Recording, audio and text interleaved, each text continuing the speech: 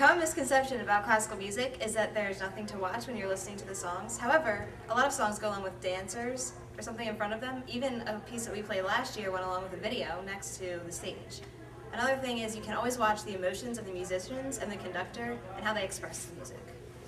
Another common misconception about classical music is that there's no familiarity.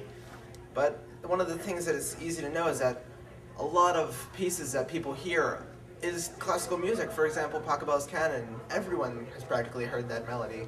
Everyone, in some way or another, whether it be a lullaby or just some kind of show that features it, or even, you hear the title Romeo and Juliet Love Fantasy. They're like the da da da da da da da. At some point in watching anything, you've probably heard that. It was in SpongeBob and Madagascar. I mean, it's easy to become familiar with a lot of those melodies and really tie them into your everyday lives in some way or another.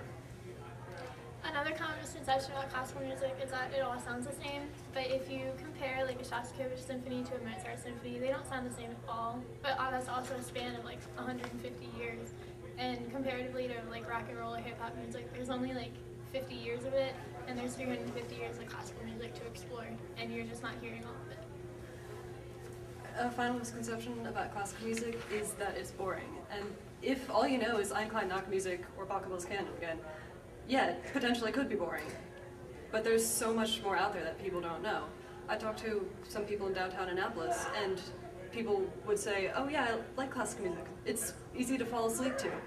And then they could only name like Bach, Beethoven, Mozart. And I mean, out of those composers, they probably only know a select few works.